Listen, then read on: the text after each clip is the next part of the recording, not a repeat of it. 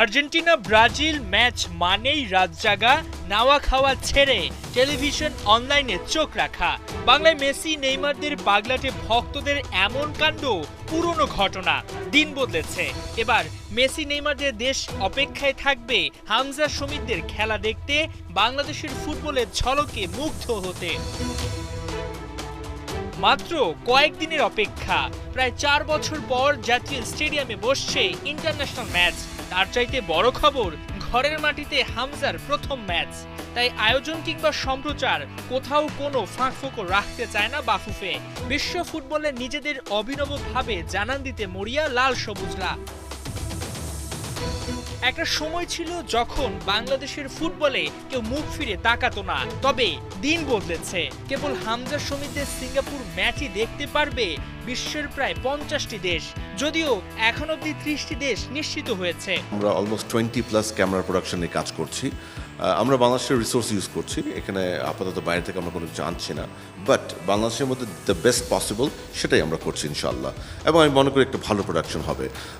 Asia, part of Africa, part of Europe, America, মানে north America, actually north America, and believe in south আমেরিকাতে এটা বেশ ভালো demand আছে, অ্যান্ড অফকোর্স অস্ট্রেলিয়া। সো আমরা আসলে মেজর সব কন্টিনেন্ট টাচ করবো।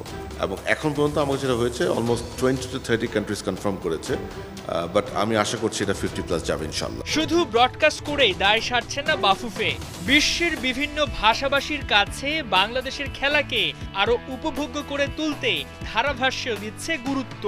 কমেন্ট্রির ক্ষেত্রে আমরা বাংলা কমেন্ট্রি রাখছি, যেহেতু ইন্টারন্যাশনাল ফিড যাবে আমরা ইংলিশ কমেন্ট্রিও রাখছি।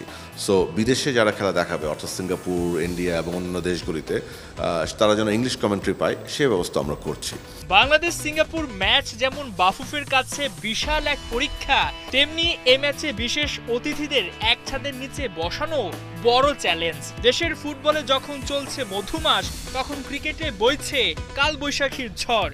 এ ঝড়কে লাল কার্ড দিয়ে উড়িয়ে দিতে রেফারির ভূমিকায় দেখা যেতে পারে বাফুফের সভাপতি তাবিত আউয়ালকে।